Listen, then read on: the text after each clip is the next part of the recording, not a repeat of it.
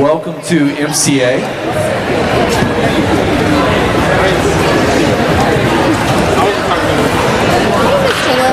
As y'all are finding seats, my name's Andy Zinkgraf, and I want to welcome you here this evening.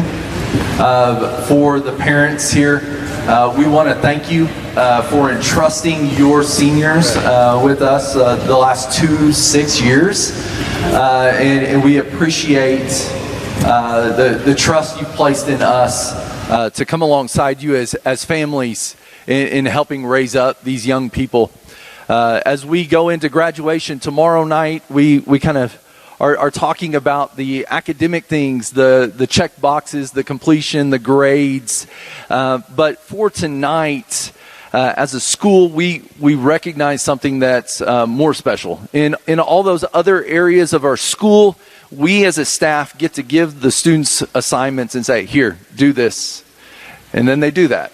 But what we're here to celebrate tonight are the things that the seniors over here have chosen in and of themselves, of their own initiative, to invest into our school and into the culture that we have here to make MCA a better place.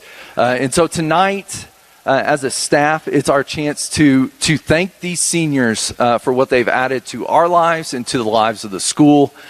There will be inside jokes. If they're all laughing, you are free to laugh as well, even if it really doesn't make sense. Sometimes the jokes aren't funny, so you are also free to not laugh. We will not be offended at that. But this is a great evening and one of our favorite evenings of the year. And so before we begin, if you'd please bow with me, let's pray. So, Lord, we thank you for these young lives. We thank you for their investment in the classroom and on the athletic fields and in the gym, the extracurriculars, the arts, the church investments, the investment in the communities, the students that go and work, the students in our community and in their lives who have made your name known, have made the name of MCA greater because of how they have chosen to do life, to follow you, and be formed in the image of your Son. We thank you for this evening. We thank you for these families that are here, that have supported these students and been through the ups and downs of the last few years. These tutors and their friendships, their mentorship and discipleship relationships, and just the special place that this is, that we can celebrate these young people and this great thing that they are becoming and following you. We pray for your name to be honored and glorified this evening. Amen.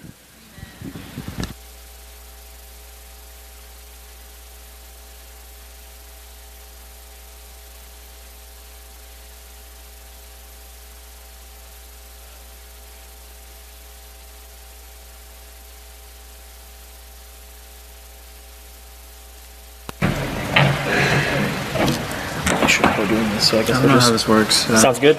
I don't either. So I remember one of the earliest conversations that I had with Alexander. I didn't really know him before he was my senior project assignment. That he built a car. And I was like, oh boy, he's going to be smarter than I am. And so in many ways that has proved to be the case. I think God definitely had a plan in putting us together, though, because we are very like-minded in also many ways, and I think that I hope that you've gotten as much out of this collaboration as I have this year. Alexander is a unique blend of both wit and wisdom, which is not always very common, and it's a very powerful tool at winning people over. I think this is definitely clear in the way he has mentored the two classes he's been a part of, Great Books 2 and World History 2, and pretty much any time he's had to miss for some reason, whether it be like, senior stuff, senior admin, which overlapped far too often with the class, they were very, very quick to voice their complaints that they missed him, that they wanted him there. So it was sweet. He sharpens attack, but I think that Mr. Priya in his oral was very, very accurate to point out that there's a very compassionate heart underlying this logical exterior, and that I think it shows up in the way that he treats these younger students, and a soft spot for me, the way he treats his little brother, and I think just it's the motivation for why he gave the oral that he did. Coming out of summer 2020, the reason why I think he chose this was because he wanted to make a difference. He wanted to figure out how can I help? How can I impact in a very positive way the lives of those around me and in my community. He's an out-of-the-box thinker. It's led to very, very interesting conversations both in class and in the office. He's a student of history, which I also think is one of the requirements for being a potent agent of change, and I think you will be that someday. So I want to send you off with a final word, which is kind of what we talked about in class today in World History 2. It's Ezekiel 33, which connects back to the, dangerously based and red-pilled, how should we then live?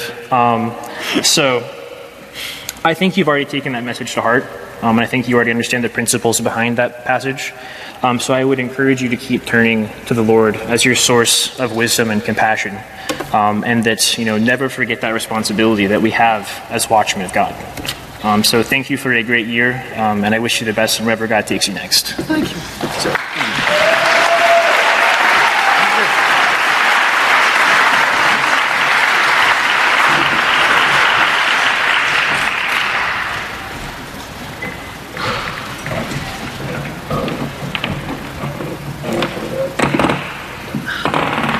Hello, I'm Amy Miller, and I get the honor of speaking for Kenna Bailey.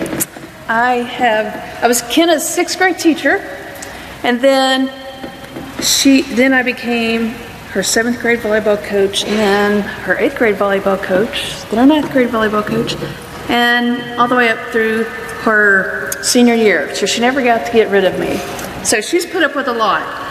And as y'all know, Kenna is a tremendous athlete. There's not a sport she doesn't excel at. She's been to the state tournament in volleyball all 4 years.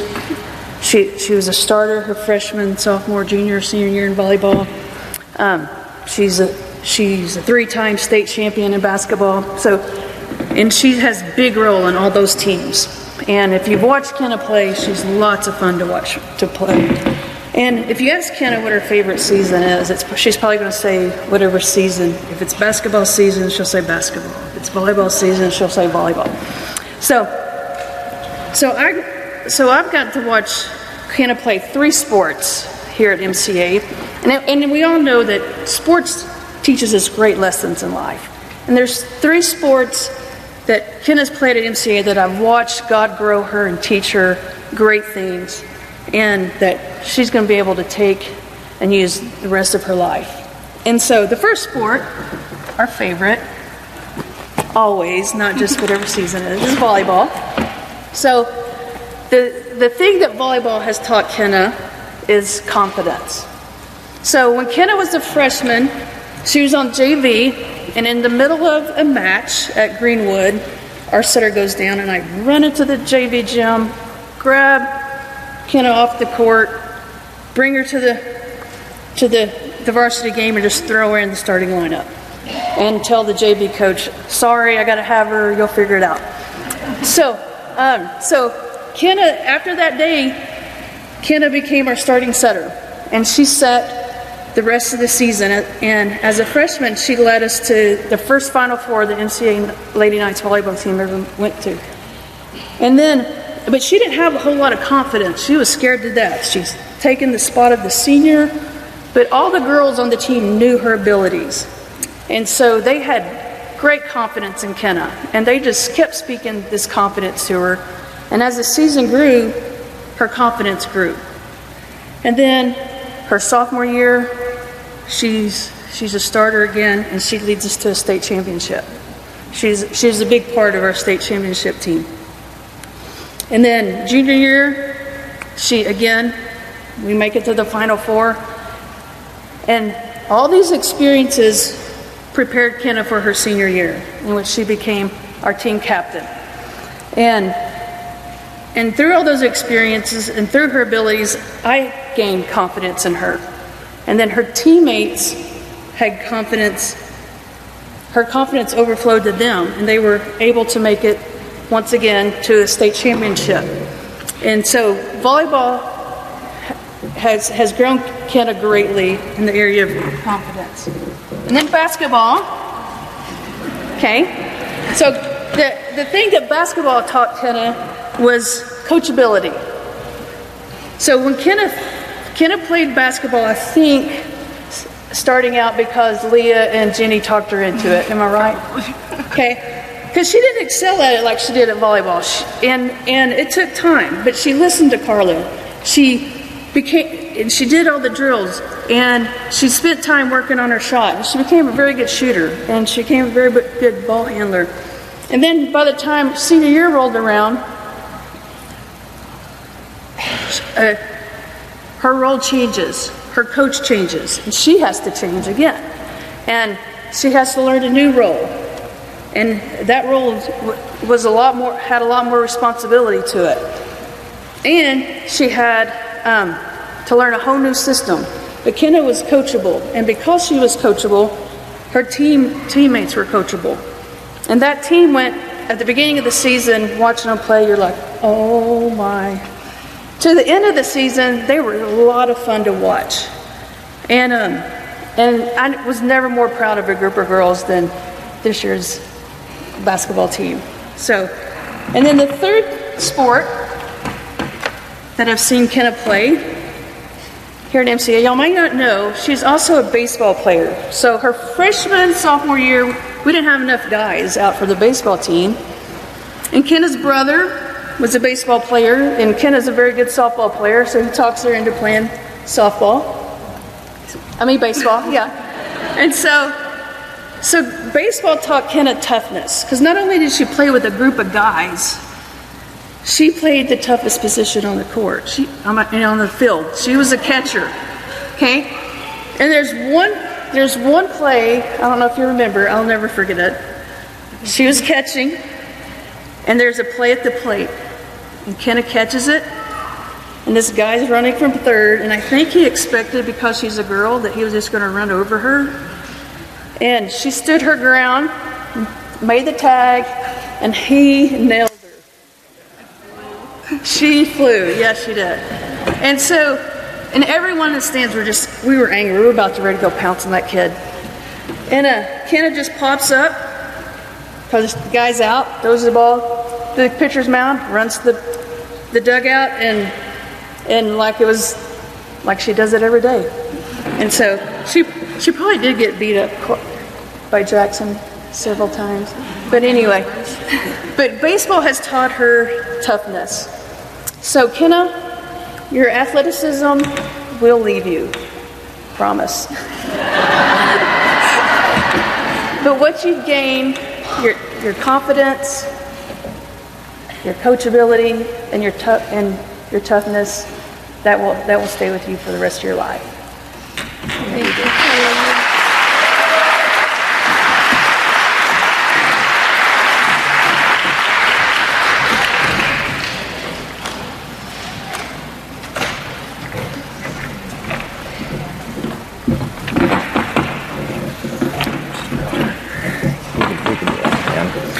Well, good evening. My name is Johnny Custer. This is Gabe Beatty. I've had the pleasure of getting to know Gabe while in the classroom, but also in my office. And one of the things that, while we're sitting in the office a lot, we bonded over was Marvel, the MCU, along with a lot of other joking. And so I thought, what better way to honor Gabe than to compare him and liken him to a Marvel superhero? So, what superhero would you be likened to? Well, would it be Thor? Oh, okay, maybe. You certainly have the luscious locks of the gods that flow in the wind. They fight the mighty storms. But still, I don't think so. I think we could probably rule out the Hulk. You're certainly not two different people. I don't think that you are someone who has two different personalities at different times. I think that you're authentic. I think that you have a character that you don't mind showing who you are. Though I don't think I've ever seen you angry, which is another reason. I've actually never heard anyone talk about you being angry, which is wonderful. And I think something close to what is it, Iron Man told Loki, that we have a Hulk, probably might have been said about you during one of your baseball games by your teammates. When you were down and it was coming to the end of the wire in the game, and they weren't sure what to do, they looked over and said, sure, we don't have a Hulk, but we have a Gabe Beatty. And you stepped up, hit a walk-off homer, right? That's the term? Yeah, homer. And won the game. Yeah. So not Hulk. What about Doctor Strange? I've heard that you're able to play the piano very well with surgical precision with your hands, though you've never told me about that. I don't know why. Which maybe that means just simply that there's a lot more to you than might meet the eye, like you have a cloak over your shoulder, always more underneath. Certainly, I'd probably say maybe the thing that would rule it out is you don't have the eye of Agamotto. Otherwise, you never would have said that the Dodgers would have won in 5. I don't know how many people have heard that. What about Captain America? I certainly think that you're athletic. Bringing a baseball team and basketball teams to the playoffs certainly can attest to that. And I think even more, you have a genuine character that matches up to his. Maybe even more than that, I think you're a loyal friend. I've seen, and every time I've known you, you've been good friends with Jake. I won't make a comparison between maybe him being like Bucky. And maybe, maybe like Nick Fury said, I think it's wise that maybe I could say as well, that just remember to stay who you are. Not a perfect soldier, but a good man. Maybe one more. What about Star-Lord? All the underclassmen told me you killed it at the dance last night with some moves.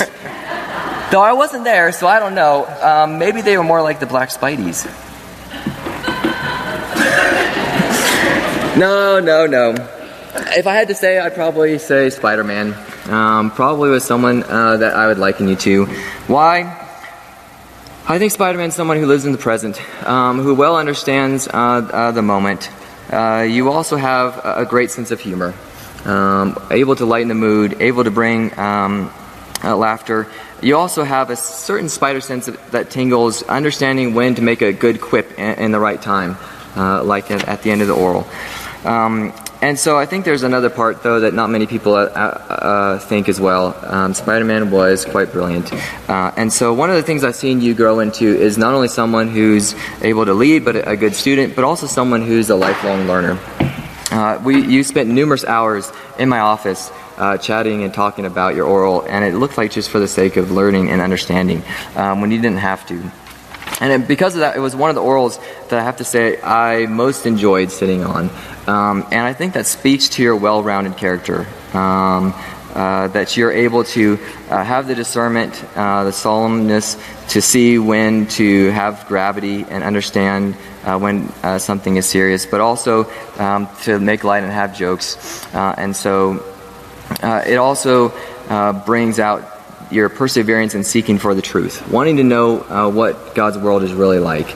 And I think that's incredibly commendable. I've had you in apologetics, and your answers every time have been thoughtful and intentional in the things that you've been thinking about. And so I think you've consistently demonstrated this. And since that, you've grown to be someone who drinks deep from the well of what's true, good, and beautiful. So always value people, always continue to seek after God and His people. And I hope our friendship continues. Thank you for a fun, thoughtful year. Can I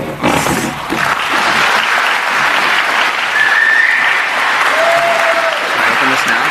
Sorry, when you go down there. Enough said.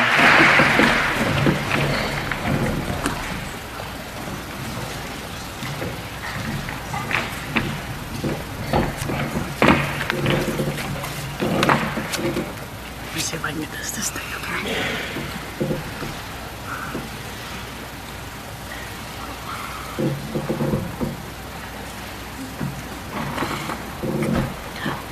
I'll explain that in a minute. Hello, my name is Corey Telco, and Brooke has been my senior assistant this year for World History 2, and also my RT leader. I've known Brooke since 7th grade, and I am so proud of this lady. I love her individual humor and the way she changes people because of who she is and how she loves others. Now, Brooke is into a lot of things. She has a lot of talents and a great many interests. So I thought it'd be kind of fun to try to incorporate some of those things that you love in this presentation. So there's a lot of references here, and here we go. You're graduating tomorrow to pursue psychology and business. So it's showtime. Friends don't lie. This is something I value a great deal in Brooke. She will always tell you the truth, even if it's something you really don't want to hear. I love this about her, because who Brooke is genuine. What you get is the real thing. And she's somebody you want on your side when the going gets tough. Brooke has always been an individual. She enjoys the things that she enjoys because she enjoys them. She would channel the kids from Stranger Things and say, you shouldn't like things just because people tell you you're supposed to. From painting pumpkins in the park to her choice movies, she managed to make everything fun. And even in yet another COVID year, Brooke does not follow the crowd. Her students say that she is unique. Plus, we both agree that nobody normal ever accomplished anything meaningful in this world. Brooke, keep being who you are, because who you are is fantastic. Without you, Brooke, we are Groot. But with great power comes great responsibility. Brooke has always understood what an important role being a senior assistant really is. And she never took her responsibilities lightly. Your superpower lies in the way that you connect with people. And she's truly invested in our students this year, even to the point where they wrote comments on your giant bee here and organizing a giant Nerf war so that finals didn't seem too daunting.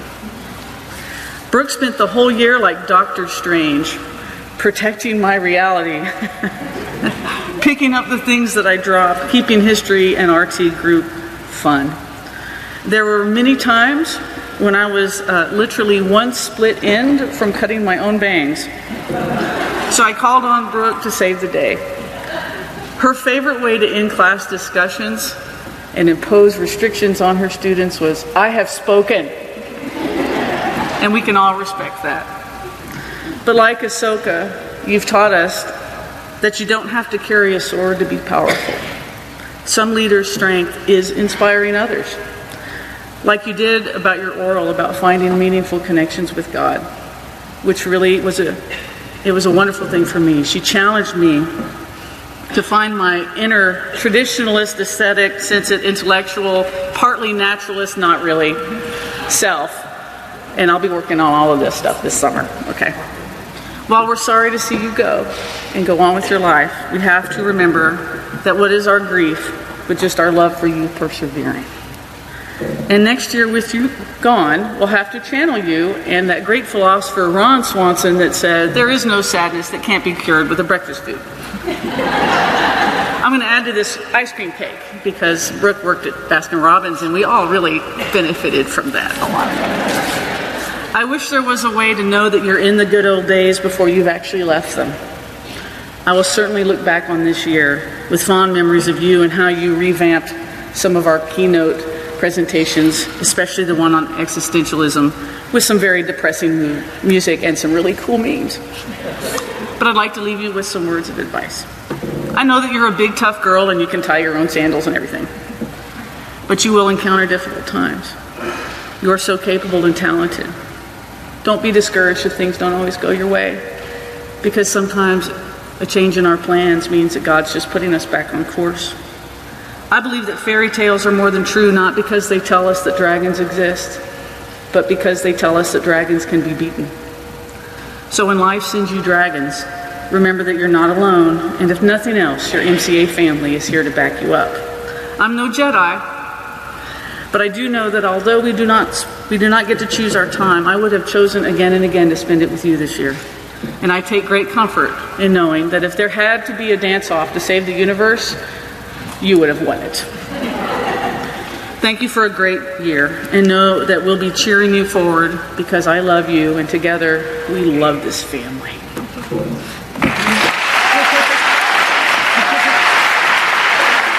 Everybody wrote on this for you. Oh, thank you. And this is all for you.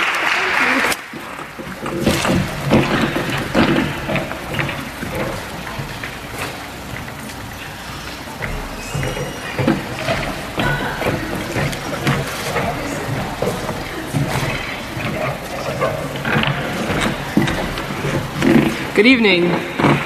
This is Annelise Candia, and she was my 7th grader in physical science many moons ago, and she was my senior assistant in physical science and Great Books 4 this year. Annelise loves creative problem solving, mystery, intrigue, just stretching her thinking in that way, and role-playing games. And so my tribute to her is going to be in that style. You ready? You awake in the middle of a high school gym. A crowd of people watches your every move.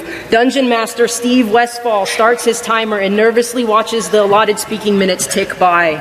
The sugar from the Jones soda you drank this afternoon still courses through your bloodstream. There are no windows to the outside world.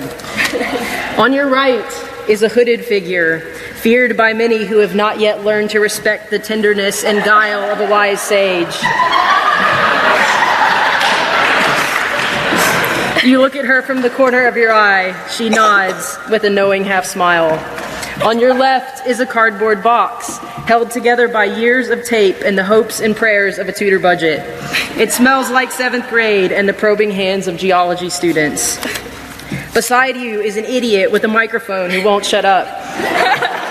They're wearing a blue backpack which hangs half open, as if they were just waiting for somebody to take advantage of their ignorance and help themselves to the treasure within. What do you do? Oh, I want to help myself to the treasure within. Okay, what did you find? I found a journal. Okay. So some of you may know that Annelise is the curator of the infamous quote book. This book is filled with just humorous quips and anecdotes from all of these wonderful seniors sitting over here.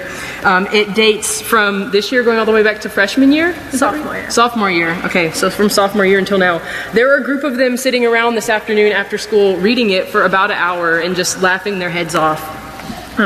So this is a handmade little journal.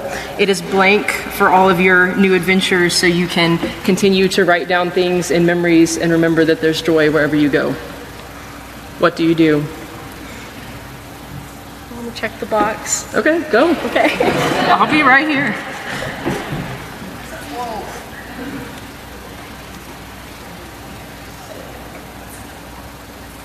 That's it. Okay, so we'll talk about what that is in a second. So a lot of times this year when you came into my office and I asked you how you were doing, your answer was, you know, I'm just existing. And as we got further into the year, something that you wanted to try to start doing more of was to have a meaningful interaction with different people every week, and you applied yourself to do that. Another way of saying that is that you started looking outside of yourself and trying to figure out what you have to give. And so what these are is, you probably can't see them from out there, but it is a set of dice for role-playing games. And so if you have dice, it is a reminder that you are supposed to take a turn at some point. They may be pretty to look at, but they're not really useful unless you are deciding to be purposeful and active in where you are. And so I am thankful that you started to recognize when it was your turn this year and trying to take a turn. And so that's a reminder of the turns that you took this year, and hopefully that you'll remember to take more turns in the future. Annelise also loves geology and rocks and has her own personal collection, and so those are made out of blue sandstone. What do you do? Can I talk to the sage? Mm-hmm. You have to go. To the sage? Mm-hmm.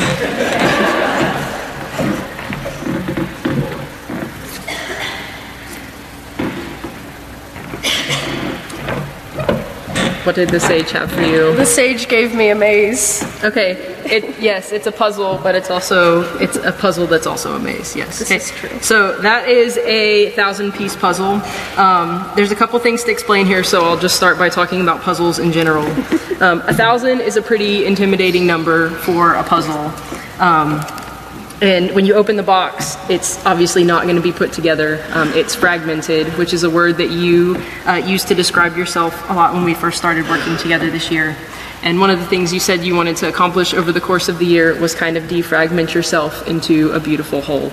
And so although when you might have opened the box of yourself or said that in our office, it might have looked like it was impossible and there was too much there, but you found joy in putting everything together and then in helping and letting other people help you put everything together, which I think is fun with puzzles as well. The more people you get involved, the faster it goes and the more fun it is. And so another thing about this puzzle too is that once it's all together, it's actually not fully together. There's like a mystery, and so there's part of the puzzle that doesn't connect to itself and actually moves around. And so there's a part of the puzzle you can't get to unless it's all put together. And so I think that you discovered that about yourself as well, that once everything was all there and in place, there were a lot more opportunities and a lot more beauty and joy in where you were that was opened up to you. And so I've enjoyed having you from 7th grade until now. Thank you for going on this weird adventure with me this past year and right now on the stage. And I wish you all the best in the future. Thank you.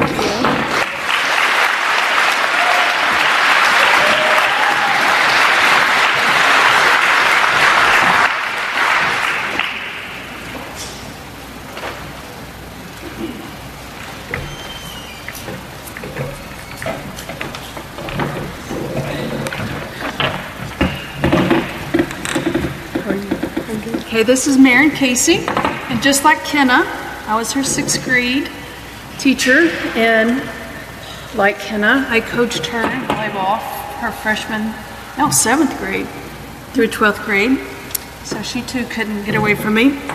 So, I got something you're supposed to wear. So put those on. Okay. We'll get to that in a minute. Okay.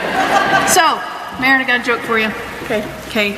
Why did the elephant quit the circus? I don't know why. He was tired of working for peanuts. So, Maren loves dad jokes. The worse the joke, the better to Maren. So, Maren is also, if you know Maren, she's a tremendous athlete. She's a very intelligent young lady, great student. So with all these abilities,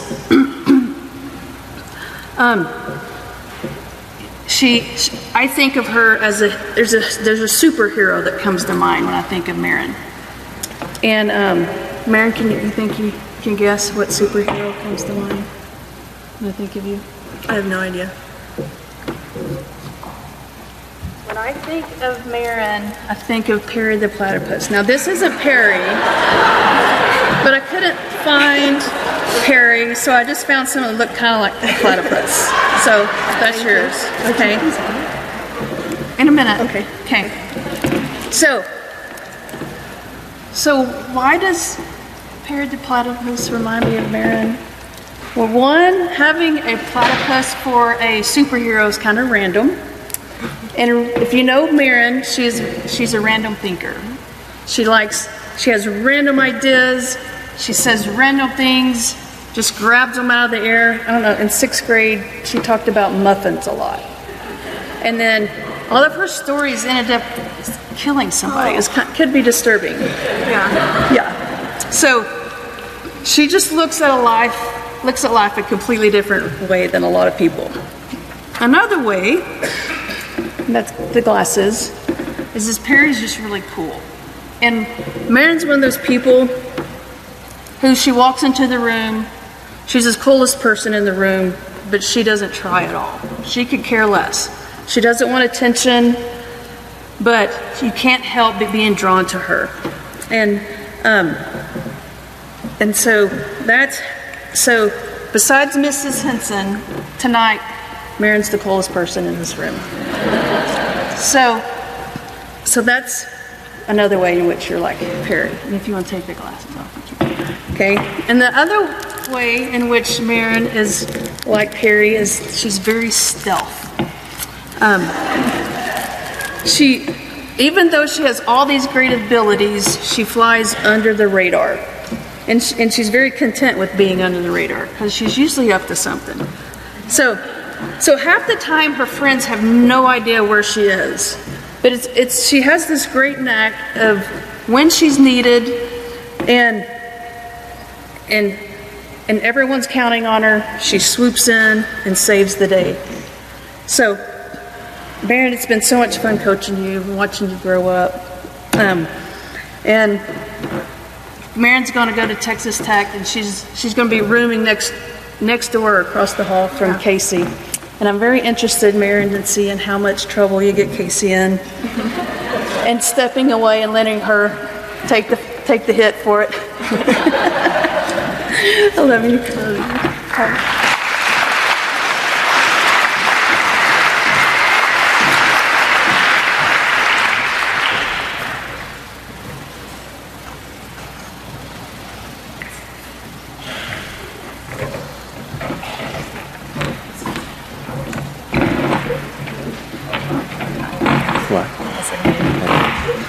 So this is Grace.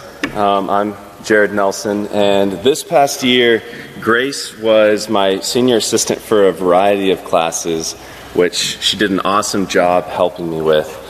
And one of the classes that she really helped me out the most with was Great Books 1. And so the first time I met Grace was actually back in 8th grade, when she was in 8th grade, and I was walking into my first class here at MCA to teach, and that class was none other than Great Books 1. And so here at the end, here in her senior year, it's like we've come full circle. So I haven't only known Grace in an academic sense, but I've had an awesome opportunity to get to know her with volleyball. And so with volleyball, I've had the opportunity to coach her within club volleyball. And then throughout her high school career here at MCA, I've been able to just help out and help coach her as she's been on the varsity team. And so Grace is incredibly dedicated to volleyball, and her love for the sport is unrivaled. Grace has been a cornerstone of MCA volleyball, and she is a skilled player and loving teammate. I've observed that Grace is always calm and collected during the dire moments of a game, and in those moments you can trust that she will make good decisions. She is also a patient teammate who is not quick to lash out at others when they make a mistake. As a whole, Grace is a very fun person and almost always has a smile on her face.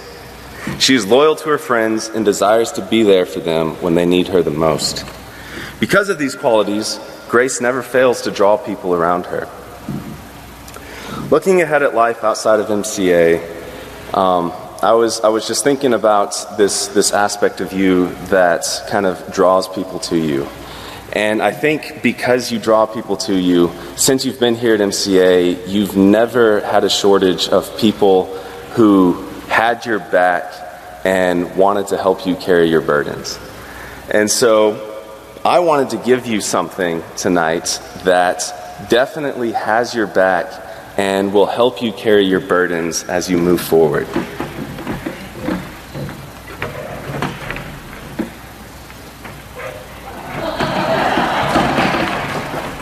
So this is a backpack. Do you recognize this backpack? Yes. Yeah, okay, is this your backpack? Yes. Yes, all right, so this is Grace's backpack. Now, while this definitely will have your back and will help you carry your burdens, and I do want to give you this backpack because it's yours, this isn't the gift that I have for you, so open it up. Open up the big pocket. Did you go in my backpack? Well, I opened it to put this in here. It's a little flat. I didn't air it up. So, I got you a volleyball just because of how much you love the sport. And I went around and I got all of your former teammates from this past year and your former coaches to sign the volleyball for you. These people who have signed this volleyball for you are your teammates, and these are the people that have always had your back and have always helped you carry your burdens and have always been there for you when you needed them. And so what I wanted to do with this and giving you this volleyball is I wanted to encourage you as you leave MCA to add to the names that are on that volleyball. So as you leave MCA, I want you to find more people who are like these people on this volleyball, and I want you to add them to your team and build up this team of people who always has your back and is always wanting to be there for you to help you carry your burdens. So I'm going to miss you here at MCA, as are a lot of other people, but I want you to know that wherever you go, I'll always be cheering you on. Thanks for my back. There you go.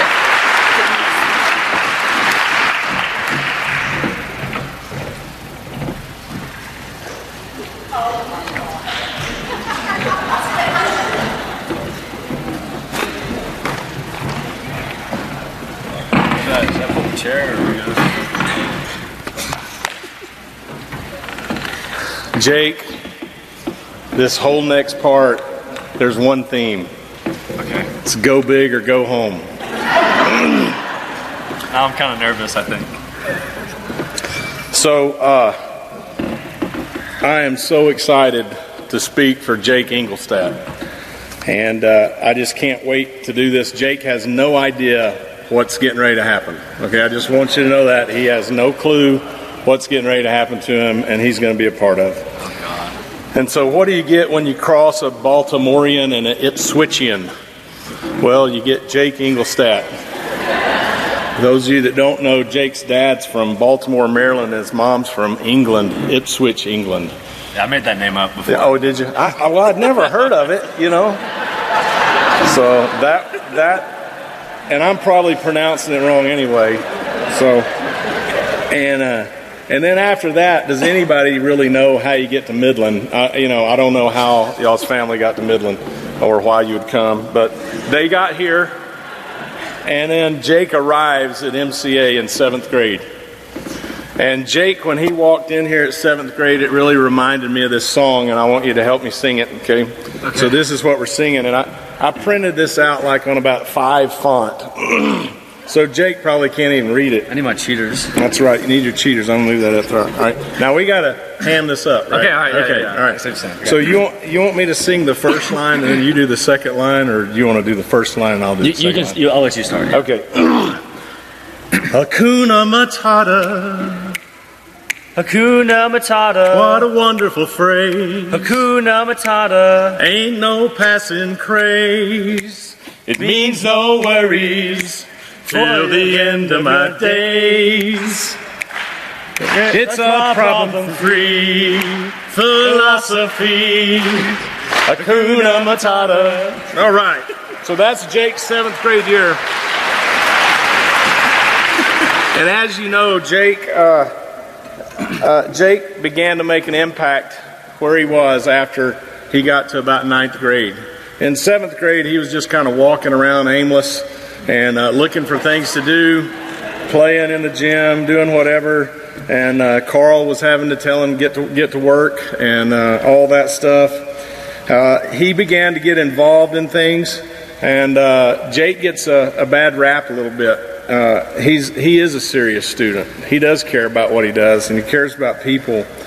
But he got involved in basketball, and that's when I got to know him. And so through basketball, I began to build this relationship with Jake. And I began to realize that Jake and I are very similar. And I'll share some of those similarities as this goes forward. The other thing he got involved with was baseball. And he began to do that here at school, as well as his academics. But the main thing Jake got involved with was Pickwicks, and he's played a lot of roles in different things. Some that come to mind is like Mad Hatter, Frankenstein, Charlie Brown, and there's a bunch more that Rachel told me, but I can't remember them. That's how I'm like Jake. In high school, I performed South Pacific, Oklahoma, West Side Story.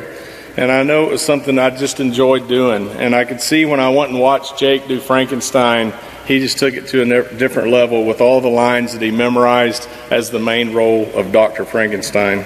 Jake is a performer, but he has grown to be a thinker who is comfortable with himself, and he's secure without having to perform.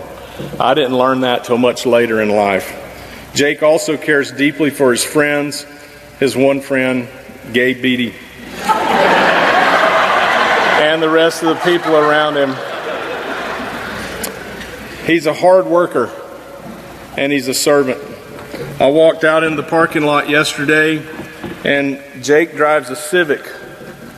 When I was in high school, I drove a Corolla, and there was a weed eater sticking out the side of the passenger window, and I looked at the car and I go, I love that guy. Right after which Court and I said, I hope that thing makes it to Utah. So Jake, I forgot to give you your hat for the Hakuna Matata, but if you could put that on, that'd be great. And I'm going to take this. You can just, yeah, no, go ahead and put it on. Yeah.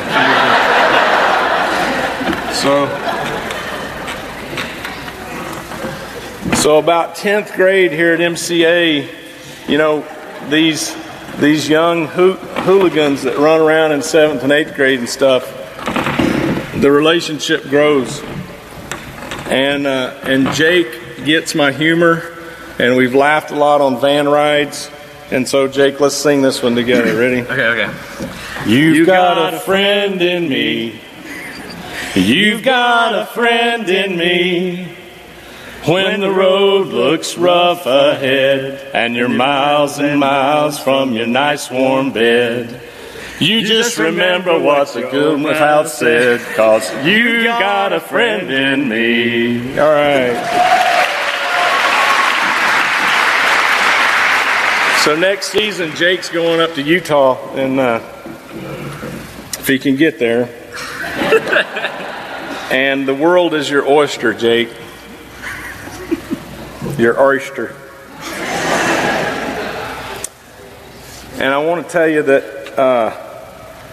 in all seriousness, Jake probably has been one of the main topics around the Miller dinner table for the last 4 years. And there's a couple reasons why. One reason is my personal boys do a lot of yard work. They do a lot of manual work to make money. And Jake does that too. And it's impressive. It's impressive when I see Jake going to demolition, stuff and just put in long hours manually, and yet come here and do all the academic stuff that he needs to do, and then volunteer or be the manager for the basketball team because he's a servant. And he goes and gets water for these guys on the team, and he goes and gets towels, and he does it with a smile. And so, Jake, you're going to do awesome. But there's something that the other topic around our dinner table has been with this senior class is that, like, they've always wanted to do a musical, Jake. And I'm like, man, I wish MCA could do a musical. It would be a blast if we could do a musical. So if y'all could come up and help me. And we're gonna move in. Jake, if you could take that off. Okay. And then stick this on. Oh my gosh. If anybody else needs a hat, there you go. All right. And like I said, Jake hadn't practiced this, we hadn't practiced it, but we're going to do our best. So oh wait, hold on. Okay. I got to get this right. Okay. All right, so now Jake always wanted to play, I think, Jack. Was that it? Yeah. Okay, and so I got to make sure we're in the right spot here. Okay, we're just starting there. Okay. And then we're going to go to that part right there. And then they say a bad word over here, Jake, in the deal. So you got to say You gotta say dang instead of Okay. All right, you ready? I'm ready. So you can sing, we're gonna sing this together. Okay. Okay, yeah. You got it? I got it. All right, I'll let you start. Okay. You know it really well. Behold the brave battalion that stands side by side, too few in number and too proud to hide. Then say to the others who did not follow through, you're still our brothers and we will fight for you. Now is the time to seize the day, stare down the odds and seize the day. Once we've begun, if we stand as one, someday become somehow, and the prayer becomes a vow, and the strike starts right day now. Now is the time to seize the day. Now is the time to seize the day. Answer the call and don't delay. Answer the call and don't delay. Wrongs will be righted if we're united. Let us seize the day. Now let them hear it loud and clear. Now let them hear it loud and clear. Like it or not, we're drawing near. Like it or not, we're drawing near. Proud and defiant, we'll slay the giant. Judgment Day is here. Houston to Harlem, look what's begun. One for all and all for one. Strike. Strike, strike, strike, strike, strike, strike, strike.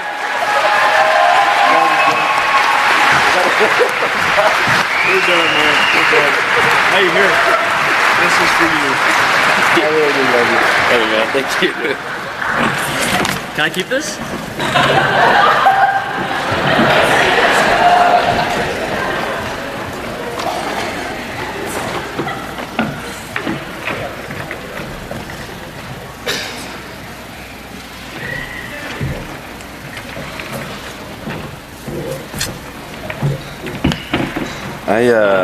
Can we agree that we're not going to sing? Is that okay? Okay, good. I'm glad we're on the same page. All right. So this is Francis Gaiki, and I should probably start by telling you about my first interaction with Francis at MCA. So for those of you who don't know Francis very well, she used to attend the MCA grammar school before her and her family left to go live in San Francisco. So around the summer before her junior year, Francis moves back to Midland with her family, and she comes out to MCA to join the MCA volleyball team, right? And so when she comes to be a part of the MCA volleyball team, she's put on the junior varsity team, which I coach, and you know me, I'm excited about volleyball, and I'm excited that I have this new player. Well, she practices with us that day, and then the next day, she's nowhere to be seen. She's on the varsity team.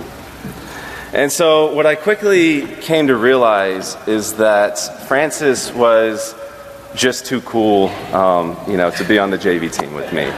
So, in all seriousness, I've really enjoyed getting to know Francis these past 2 years at MCA. During those years, she spent a lot of time in my office with a lot of the other seniors, just hanging out and having a good time. Francis is very smart, quick-witted, and sarcastic, which all together combines for a very dangerous combo, but oftentimes humorous combo, especially if Jake or Gabe are there.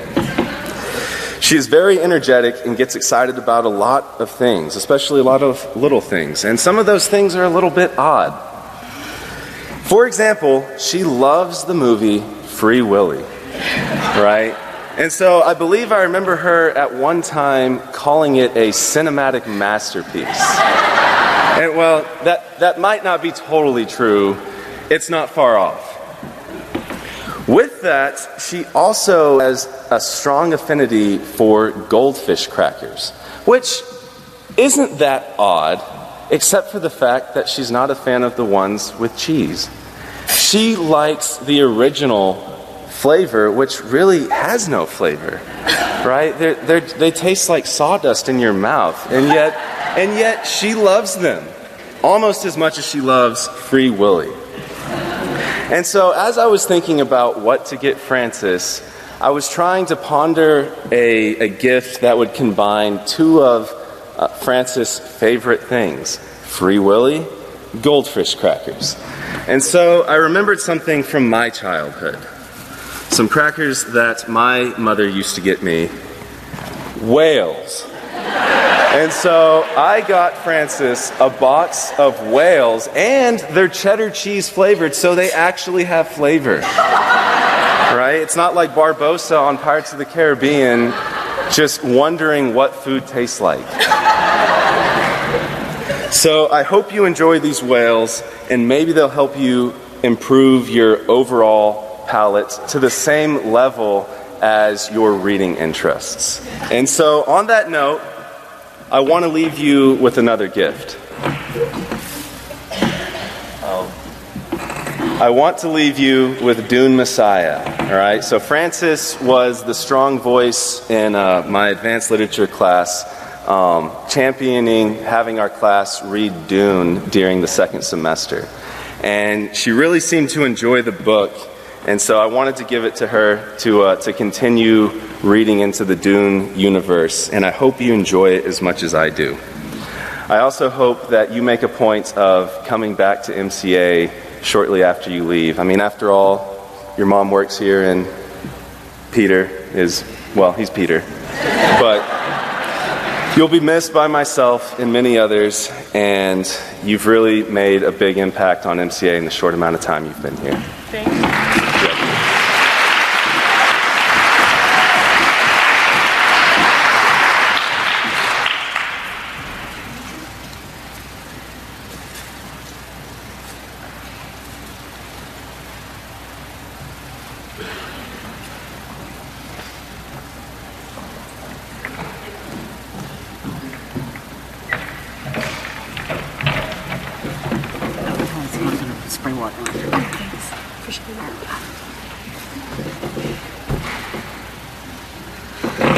Good evening. Come a little bit closer.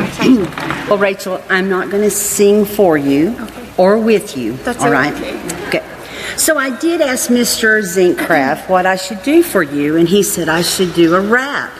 So I did semi-wrap a gift for you. Okay. Good. You notice she went shoo. So she's had to listen to this old voice. This is Rachel Harper, and it has been my pleasure to have Rachel as my senior assistant in Great Books 1 this year. She covered 2 sections and anything else I needed her to do, so she really was a joy this year. And so Rachel always started Great Books 1 with the word of the day. So I thought, what do I do for Rachel? And I thought, well, let's just keep her tradition going of the word of the day. So I looked up the word of the day, May 7th, 2021. And lo and behold, what flashed up? The name Rachel Harper. So that's our word of the day that we're going to learn about tonight. Sorry about that. Well, first we've got to define our word of the day. So, the definition for Rachel Harper, definition 1. An encouraging, funny, awesome young woman. I agree with that.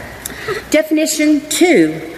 An outstanding senior assistant that excelled in her teaching and mentoring skills while wearing a toga. That's true. So, yes, it is. And they loved it. So now that we've defined her, we need to know a little bit more about her. So this is Did You Know?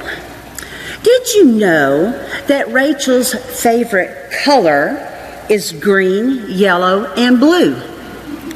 Now that's Rachel for you. I asked her for her favorite color, and she gives me 3. But that's what I love about Rachel, because she looks at the whole picture and not just one aspect of it. So then, the next thing that popped up was Rachel's hobbies. She likes baking and knitting and photography. Now, wait a minute. Why did you not take my photography class this year? Don't say a word. I still have to put in your final grade. Oh, gosh. So we'll go on with hobbies now that you're in trouble. Okay. She likes to write and sing songs. So, as I'm reading this picture pops up. And so we have a picture. Rachel, you can hold this picture just so it'll be envision this, all right? So there's a caption underneath this picture, and this is what the caption says. Mrs. Harper was driving her children down the road with the car windows down, and all of a sudden, clearly out of the blue, Mrs. Harper starts singing The Circle of Life. And of course, being from the Harper family, the kids join in harmonizing and making weird animal noises and drumming on anything they can find to drum on in the car. So they continue on. Then 2 cars pull on each side of their car. And they take out their phones and they start recording the Harper's entertainment. Then all of a sudden, the people in the 2 cars start singing along with the Harpers at the top of their lungs. You know, this is just wonderful when you get to be part of the fun, talented Harper family. If that doesn't bring a smile to your face, nothing will, all right? So let's talk about talent. Rachel has a beautiful voice. That's why I will not sing for her or with her. So I asked her favorite music. Give me a couple of your favorite songs. So she did Wanderlust. I don't know that one, but I did listen to it a little bit. Got a fast little beat to it. That's pretty good. Then she put For Once in My Life by Stevie Wonder. Man, can he sing it. Whew, yeah. Then she put Count Your Blessings instead of Sheep. White Christmas, it's so wonderful.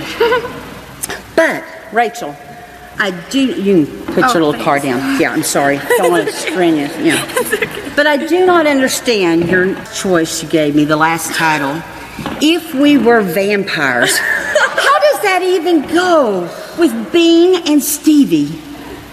It goes. It goes? Okay. Yes. I'll just trust you. Trust you. Okay. All right. So she's not only a singer, but she's an actress also. Rachel has been in 12 musicals, 2 plays, and 1 TV show.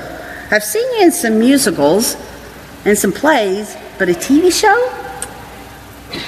TV show. Girl, I'm going to have to get your autograph when this is over. So Rachel, coming to find out, she has some favorite foods. She likes Chick-fil-A, and she likes H-E-B sushi.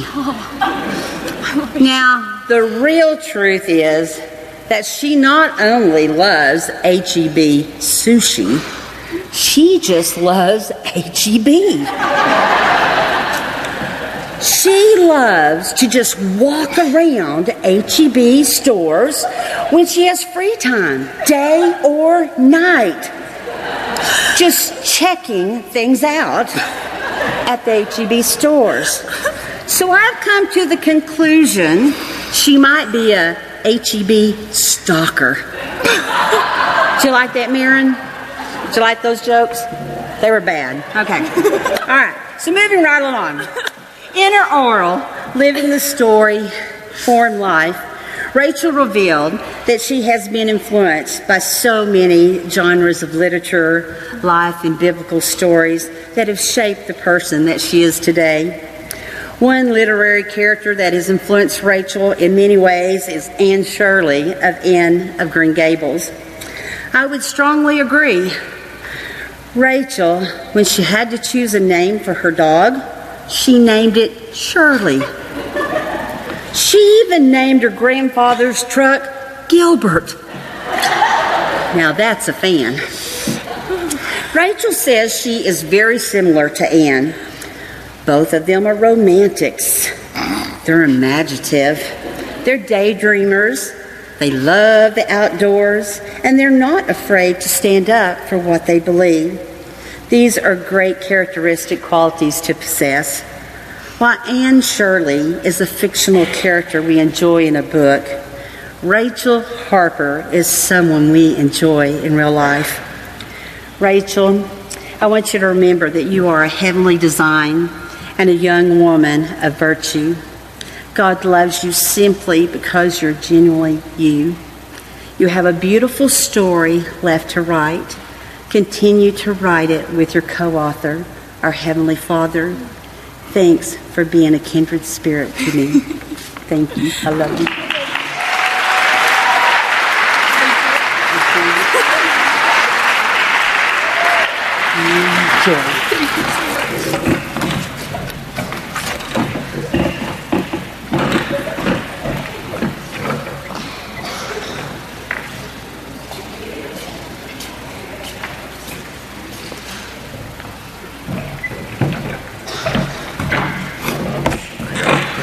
Got him?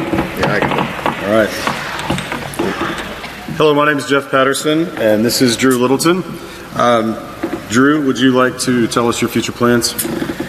Next year, I'm going to be the loudest, proudest fighting Texas Aggie out there. Yeah, my whole family is Aggies. All right, so I knew I was going to get that, and every time I say anything about A&M, you guys all have to make all that noise. So yeah, see, so Drew and I we go way back to like when you first got here, basketball and baseball and all sorts of fun things. Well, Drew's been with me as my student assistant this year, and what Drew likes to do to end class is Drew likes to start class by telling the kids jokes. So I thought this was going to be super original. So this really might be a flop, but like Marin and Miss Miller were telling jokes, and at least we're not singing. So what we're going to do is we're going to have a joke off, and you guys get to decide whose are better, mine or his. Okay? After hearing his last night, I think I have a head start if you were here last night, right? You want to go first? No, I want you to go first. You want me to go first? Okay. All right, so why don't you see a lot of elephants hiding in trees? Why? Because they're so good at it.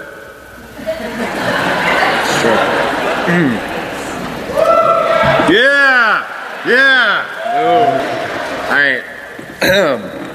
Why doesn't Texas Tech's football team have a website? They can't seem to string 3 W's together. Facts. All right, you had to go there. Okay.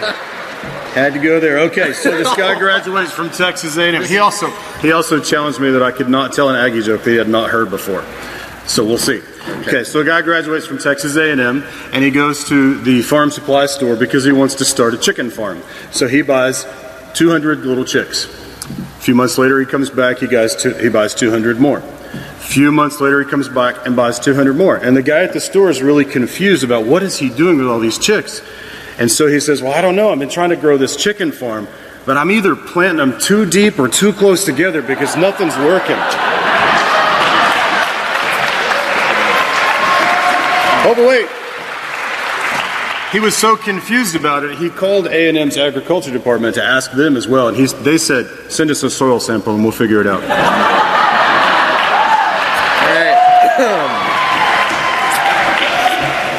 Why do Texas Tech graduates keep their diplomas on their dash? Because they want to park in handicap spaces. All right. All right. Last one. You ready? Oh, this is the last one?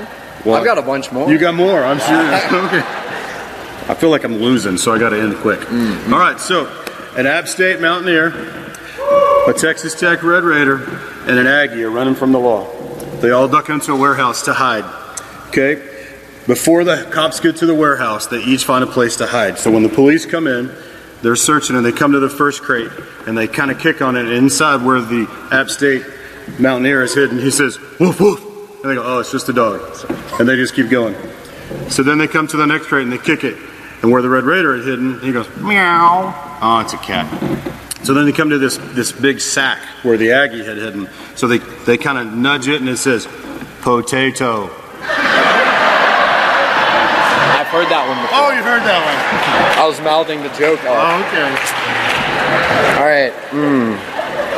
The last one. Okay. Yeah, make it a good one.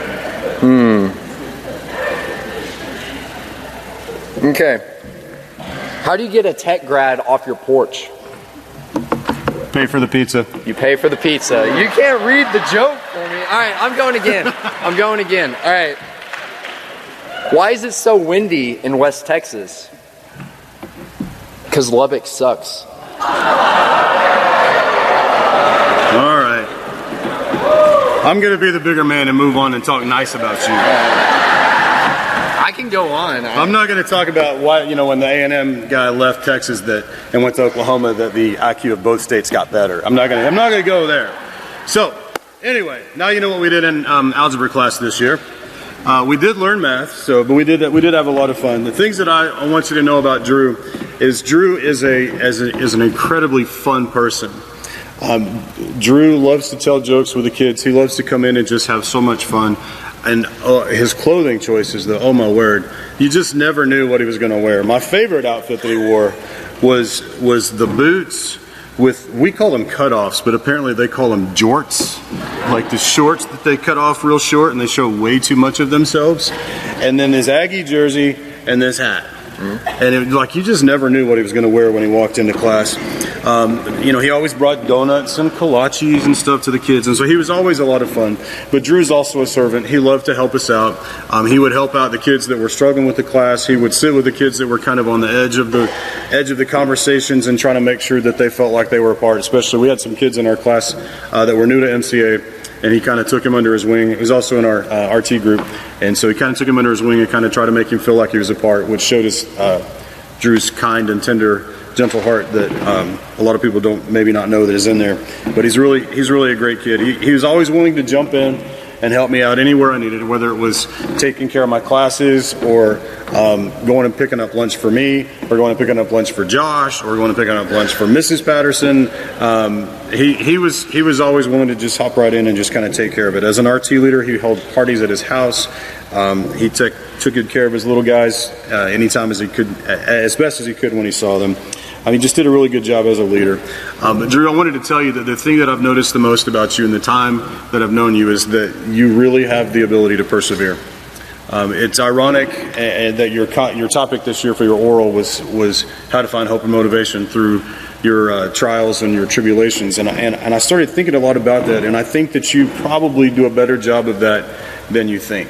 And the reason I think that is because as I've watched you as your time here at MCA, you've had several setbacks physically playing basketball. And I watched you persevere through those trials and through those problems of your knees and getting hurt seems like every other day. You wouldn't believe the number of times you'd fall down in practice and like, oh, it's okay, I popped my knee out, I'm okay.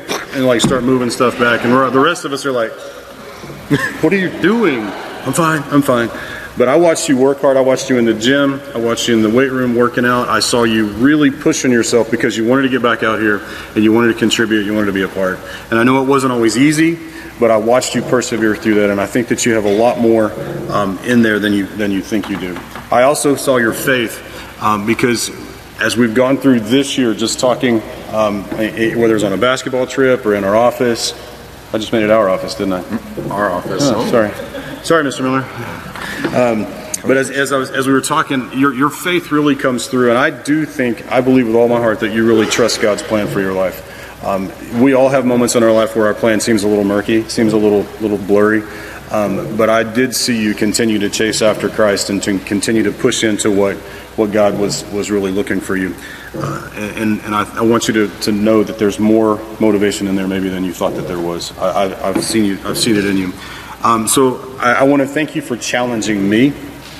You've challenged me. Our conversations of trials and hope have challenged me to think about how I handle them and how am I in the victim circle or am I in the freedom circle? And you've challenged me to really kind of make sure that I'm on the right path. As you go forward, I want to make sure that you understand that you're going to face more trials. I would love to say that it's super easy.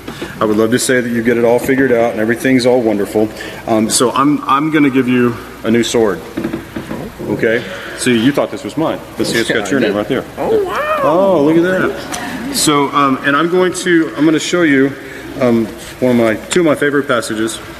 Okay, this one is from Colossians 2, verses 6 through 8. This is about, as we go forward, how to continue to press in. It says, "Therefore, if you received Christ Jesus the Lord, so now walk in him, having been firmly rooted and being built up in him and established in your faith, just as you were instructed, and overflowing with gratitude. See to it that no one takes you captive through philosophy and empty deception according to the tradition of men, rather than according to Christ." And then the other passage that I love so much is from Psalm 27. As you can see, we've underlined the whole psalm. I'm not going to read the whole psalm, but Psalm 27 is one of my favorites. I'm going to read the last two verses. And it says that I would have despaired unless I had believed that I would see the goodness of the Lord in the land of the living. So wait for the Lord, be strong, and let your heart take courage. Yes, wait for the Lord. So I want to thank you, Drew, for challenging me. I want to thank you for the talks that we've had. I want to thank you for just watching you grow. And most of all, I want to thank you for being my friend. As you go forward, I want you to continue to chase God and continue to press into his plan for your life. And last but not least, wreck 'em.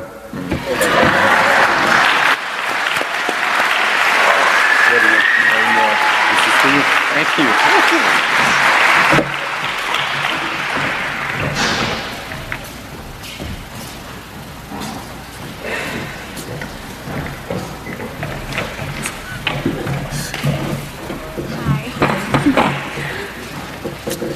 Hi, I'm Catherine Peel, and this is Mad Dog. When Madeline asked me to speak for her senior celebration, I immediately said yes. I was so honored and excited, but I also had no idea what senior celebration was. So the next morning, I asked Mr. Z, what is this senior celebration thing, and what do I need to do? I'm new to MCA, but I've spent several summers working at TBRM, so oftentimes people use camp things to explain MCA things to me. So our T groups are like covenant groups, assembly is like team meeting, and so forth. When Mr. Z described senior celebration to me, he compared it to camper presentations. A time at the end of the week when a coach gets to brag about each of their campers, present them a certificate, and tell their family about the great qualities they saw in him or her that week. So I took that comparison very literally, and I will be presenting Madeline, Camper Madeline, with this certificate and bragging about her for a couple of minutes. Thank you. So, one thing that I've seen in Madeline this year is that she is a friend. She lives out so many of the qualities that we seek in a true friend, and she is a friend to so many. She is welcoming and inclusive. She loved and served the girls in our RT group so well. She was kind to all of the random junior high kids who hung out in my office at the same time as her, always asking them questions and investing in their lives when nobody was requiring that of her. She is a helper, service-oriented, and willing to lay aside her own needs and desires to help others. And she is a compassionate listener and advice giver. I know so many of her peers and younger students who seek her out when they need a listening ear. Friend might seem like a basic word to use to describe Madeline, but if you know her, you know that these qualities of her friendship and so many others point us towards our ultimate friend in Jesus. Madeline is also diligent. She possesses and demonstrates care in everything she does. As far as academics go, we all know she's very intelligent. She sets lofty goals and works hard to achieve them. She takes super hard classes and makes them look easy. As I already mentioned, she is diligent in her relationships. She is a consistent friend, daughter, sister, leader, and mentor. And most importantly, she is diligent in her faith. She pursues the Lord and his word consistently. She seeks wisdom through truth and is diligent to lean on the Lord and handle adversity with grace and maturity. She is diligent to remain joyful and thankful in all situations. Madeline's diligence is an encouragement to us all. Madeline went out of her way to make me feel welcome to the MCA community this year. In her, I found a friend, and even though I'm 4 years older than her, in Madeline, I found someone who I look up to. And I'm confident that many of y'all can say the same thing. And although I've only known her for 1 year and have only been here for 1/6 of her MCA upper school career, I can tell by the way that she lives her life that she is walking away from this place, leaving it better than she found it, and leaving an impact on all those who know her. A few days ago, in reference to her amazingly supportive family, Madeline said to me, "I kind of have a fan club wherever I go." I think that's so true, and we're all members of her fan club. To wrap things up, if you were to only know one thing about Madeline, it should be this. She loves ice cream. If you listened to her oral last week, you know this. So that is why I got her this personalized ice cream scoop with her name engraved on it, so that when she gets to College Station in the fall, her roommates will know that she means business about her ice cream. Oh my god. Thank you. You want the bag to put it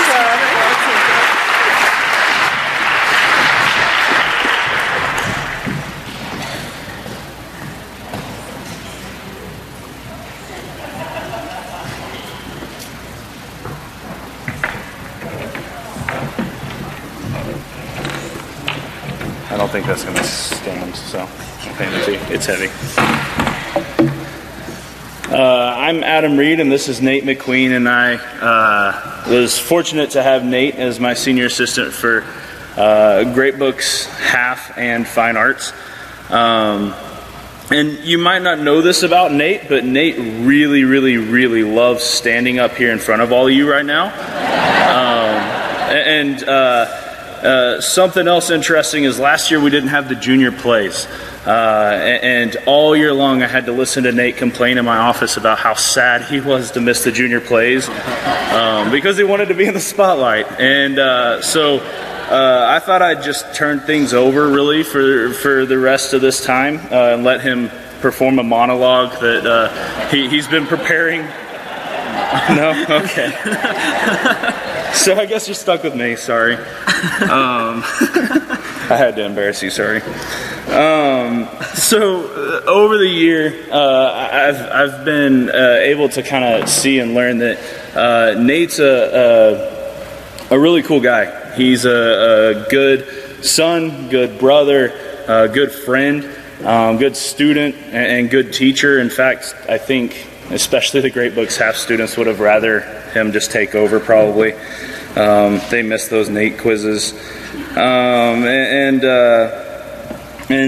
he was a lot of help. I would not have made it, Miss Shelburne and I would not have made it through the plays without him. We were scrambling in the back trying to add music and stuff, and he just kind of got us right through it. So really, one of the interesting things is I am a huge lover of film, and very few people are up there as well as big of a lover of movies. And Nate walked in, and very quickly we connected from that, and a lot of our conversations actually centered around movies.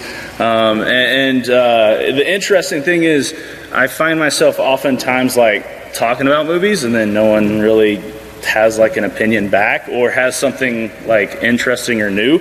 But Nate was like, all right, well, what about this? And wasn't afraid to even disagree with me, like how he's wrong about the ending of Parasite, and it's actually really good the way it is.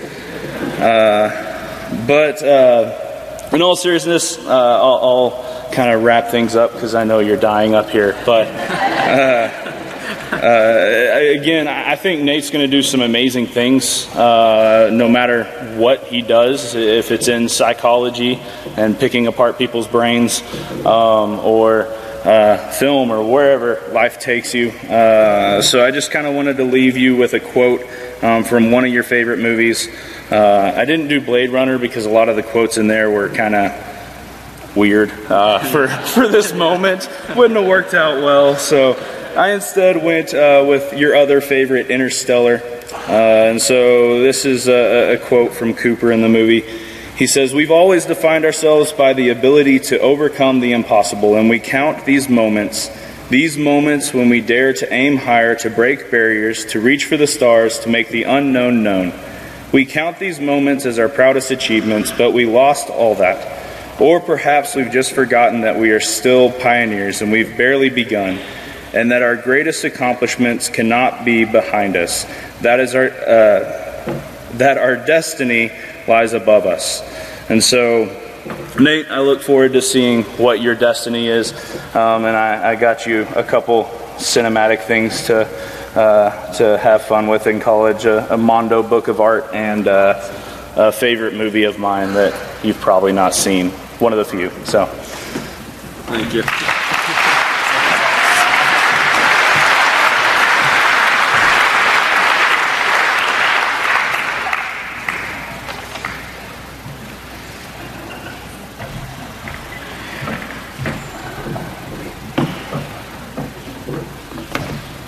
You're gonna need to be on this side.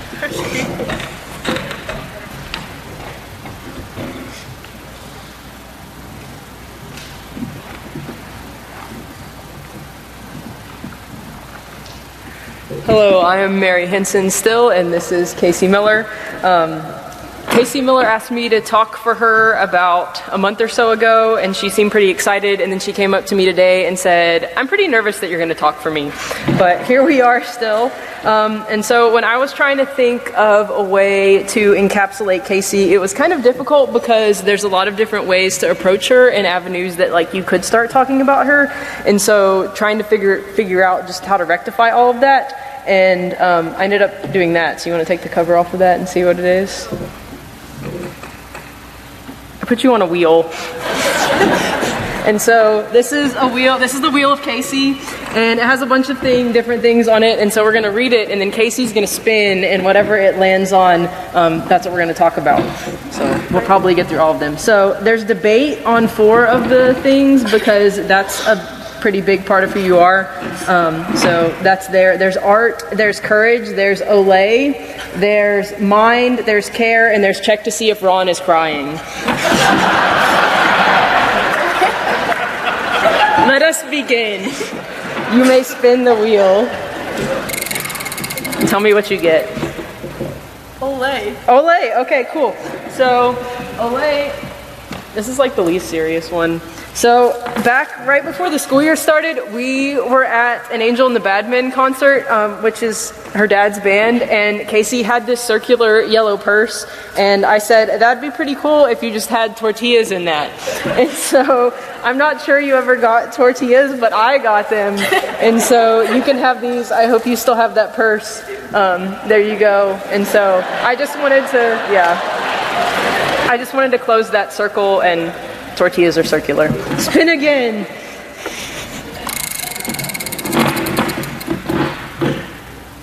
What'd you get? Care. Care. Okay. Let me see. That's for you. Okay.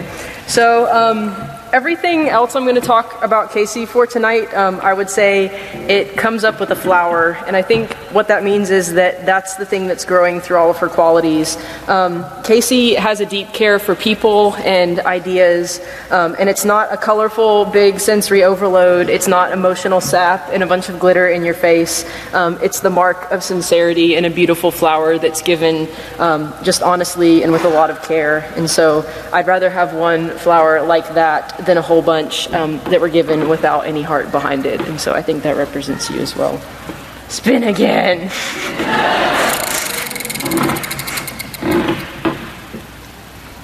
Debate. Okay, sweet.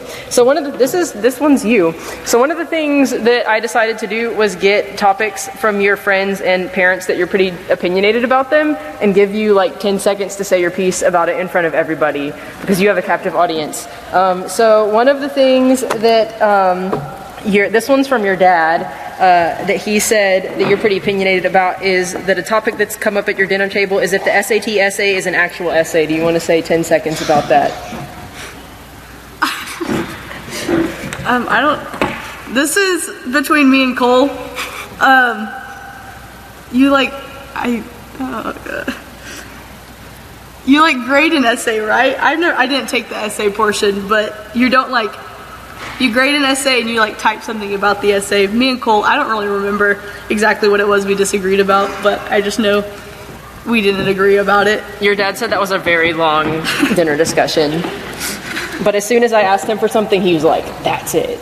So, all right, spin again.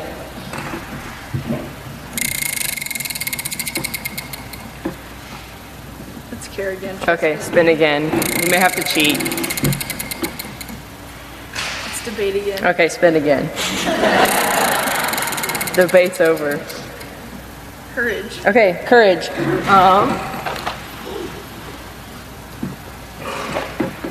This is a Lego figure of Ahsoka Tano. There you go. Casey desires to know what is right, and she also desires to stand up for it. She's not easily convinced that the people, things, and ideas that are placed into her care are unimportant, and she fights to bring balance to herself and to the world. I think this is the mark of a true Jedi and someone who can be trusted with powerful weapons and ideas.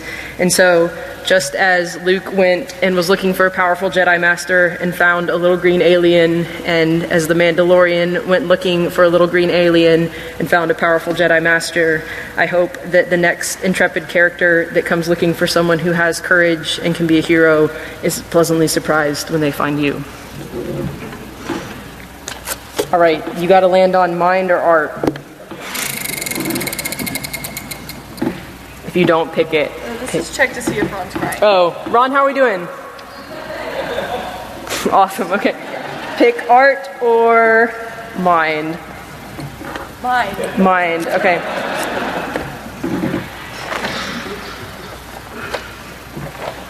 This one's fun because it actually goes with what your mom did. So, this is for you. I'll have you look at what's in there in a second. Casey does not waste a thought and is aware that thinking involves listening, asking questions, and opening yourself up to being wrong. She's very quick on her feet and encourages others to match her pace. And so you can open that up now. So that is a little notebook. It's blank. So it's a place where you can take your thoughts captive. There's 2 good pens, and you have a mind buddy that's coming. I ordered you a crocheted Perry the Platypus because he's pretty smart too. And so you and Marin can be Perry the Platypus buddies. He's still in the tube system to get here, but he will be here shortly. All right, and then the last one. Casey with mine too, she also has a leather-bound copy of The Republic that has like gold pages as well, which is fun. You have art left. Okay. This is the last one. Okay. So another aspect of Casey, and if you go look over there at her table, you'll see it, but art is how Casey connects the structure of her mind to beauty. And in some ways, I think that art is her favorite act of worship. A lot of her MH projects are art. I think it gives her freedom to take a break from the rules and express herself without judgment. And I also see that when I see you sing at church and when you worship here on our worship nights. Casey kind of maybe secretly likes poetry. Abby wrote her a poem one time that made her cry. And I think since you're going to study philosophy, poetry is very image-based, and it is a way to work your mind in a different sort of way. And so I got you a book of poems by Mary Oliver that has her feeding a little bird out of a spoon on the front of it. And so I hope that becomes another bridge for your art and thought as well. And so I've been thankful for all the times that I've had you in class. I'm thankful that you are willing to stand up here and spin this wheel with me. Ron, how are we doing? Good. Okay. And I will continue to pray for you going forward, and I hope that you become just a powerful woman and leader and friend and follower of God. Thank you.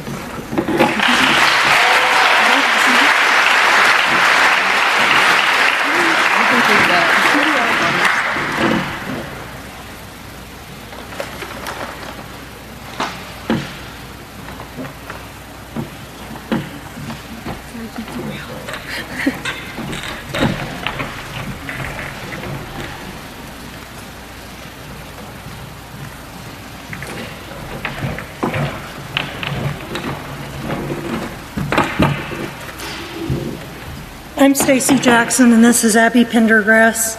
She was my senior assistant this year in Rhetoric, Great Books, and Algebra Half. And she doesn't know it, but her own words are going to be used against her tonight. So earlier they mentioned Annelise keeping a record of all wrongs in her quote book. And Abby's quotes kind of started in our World History 2 class, her sophomore year. I had this impression of Abby as being a quiet, sweet little student who was just going to be a great addition to my classroom. And like within the first couple of weeks, we got into a really heated discussion. And I said, okay, folks, first Abby 1-1. We got to We got to comply. So, yeah, Annelise started keeping track of some things. So we're going to use some of those, but you're going to read your quotes. So this first one is from First Abby. What does that say? Make the art. And the second one is from Second Abby.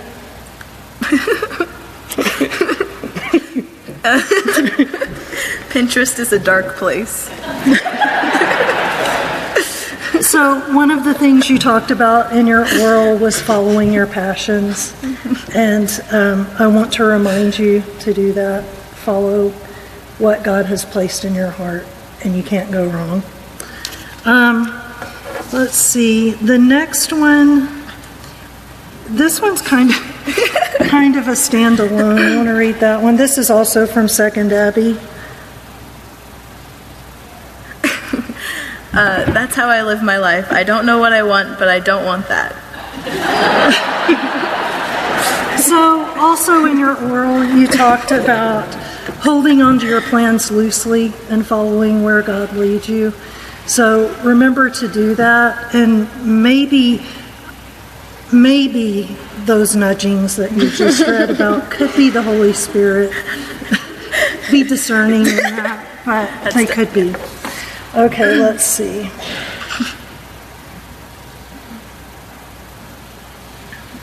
Let's read these two next, I think. Okay. These are both from Second Abby.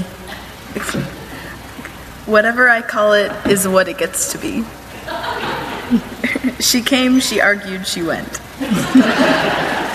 So, you are really good at speaking truth to others, and you do it gracefully and sweetly.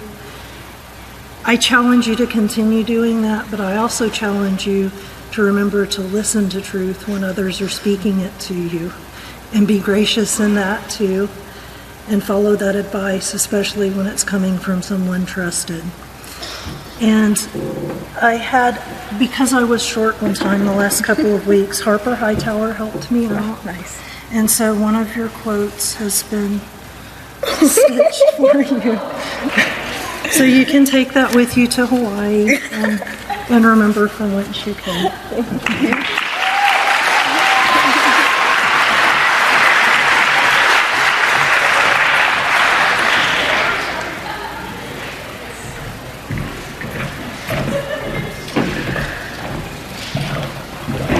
You need to go pick out a rock.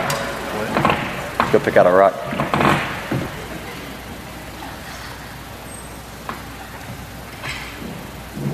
Okay, I want you to hold on to that rock. We'll get to it later. So I'm Ben Snell, and it was my pleasure this year to have the one and only Grant Richardson as my senior assistant for New Testament. He was not only my senior assistant, he also actually helped out Mr. Littleton with his algebra class, and Lord knows he needed that. Thank you for your help for both of those things. But the first day of class, I got to know Grant because he was the first student that came into my office on my first day of teaching. And I quickly found out that Grant and I share a love for many things. The most important thing, and it's the smallest of things, is actually Burt's Bees. We both love Burt's Bees. Yes. We also love personal fitness and getting into the weight room. You're all about those gains. Except for when you left me in this weight room to go to the YMCA for the rest of the year. Okay. And finally, we share a love for the outdoors. Grant really sees God's beauty in the outdoors when he's hiking or camping or mountain biking, which I hear you're really good at, by the way. Yeah. Don't take me with you, I do really bad. Yeah. He also loves digital photography, and it's cool to see how Grant experiences God in nature. During our New Testament class, I really enjoyed seeing Grant share his love for Scripture and his love for truth with the 9th graders. It didn't matter that they were younger classmen. Grant saw an opportunity to take the truth of Scripture and to share it with those kids and make a lasting impression on their lives. I've also seen Grant make a lasting impression on the lives of the rest of the school in the way he helps with assembly, in the way he brings his enthusiasm to his grade. And I think it's fair to say that pretty much everyone at the school, maybe besides Mr. Z and Mr. Littleton, look up to you in some way. Yeah. All right, so I know you're going off in the fall to West Texas A&M. You're going to go be a Buffalo. Well, I want to send you off with some things for the gain season menu. Okay. that you should take with you, not only in your walk with the Lord, but also, physically. So one of the things you help teach the New Testament class this year is how to interpret Scripture. Okay, so I've taken the lessons that Grant taught that class and tried to apply it to one of my favorite verses in the Bible, and that's kind of what sent me on this quest to find some gifts for Grant. So that verse is Joshua 1:9, which says, "Be strong and courageous, do not tremble or be dismayed, for the Lord your God is with you wherever you go." All right, so I did a word study on being strong, okay, according to the principles that you delivered to the class. Okay, so the first thing I actually found is in 1 Corinthians 9:27, and it's a warning, okay, specifically for college. Paul says, "I buffet my body and bring it into bondage." All right, buffets are not on the game season menu. Avoid those at all costs, okay? Avoid those, yeah. But the next thing is actually has to do with that rock, okay? And in Matthew, Jesus says that the wise man builds his house upon the rock. Okay, so there's your rock.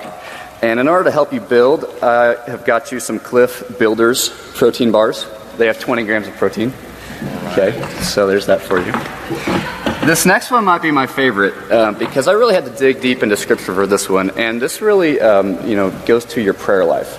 And it's a prayer I want you to pray. And it's going to take this special substance to help you do that. And what that is creatine. Okay. Yes, so creatine, it's vital. And hear me out, because in Psalms 51:10, the psalmist says, "Creatine in me a pure heart, O God." So, if you want to have a solid prayer life, Grant, you need to take that creatine. I know you think it causes male pattern baldness, and I know you also convinced Mrs. Snell that it also does, which came back to haunt me, but you need to take that, okay? And finally, one of my favorite verses is John 14:6, and I hope that you also build your life around this verse, because Jesus says, "I am the way, the truth, and the life, and no one comes to the Father but through me." Okay, now the operative word in that verse is way. So here is your way. Yes, and I think this is the brand you use. Exactly. Yes, okay, great. I want to send you off into your first fall semester and encourage you to pursue Christ and to continue the legacy that you've left here at MCA and to continue sharing that enthusiasm for the Lord with the people that you meet and to be an example for others as they seek to follow Him. Proud of you, Grant.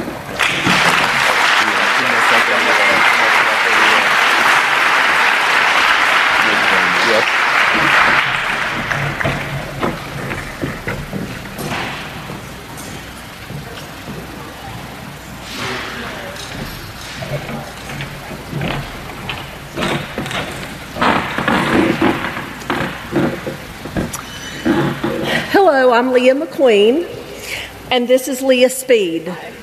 In case you didn't get that, McQueen and Speed. Like somebody had a lot of fun with that when they paired us together. Ka-chow. So last year when Leah was asked to rank 10 tutors in order of who she would want to work with, I was not on her list of 10. And I did not know Leah before this year, which is pretty interesting because I had every other senior that's sitting over here to the side in class before, but not Leah. But I think the powers to be really knew what they were doing when they put us together, because I think we were an American history force to be reckoned with this year. So I started working on what I was going to say about Leah 2 weeks ago, which is rare because I didn't procrastinate. And I went through 3 things, and I'm going to talk about the first thing I did last, and I'm not going to talk about the second thing I did because it was that bad. And the third thing I did was I asked our American history class to write down some things about Leah from the year. And the first thing, and so I'm plagiarizing tonight, is what I'm doing. So I first asked them to come up with some words to describe Leah. And this is what they said.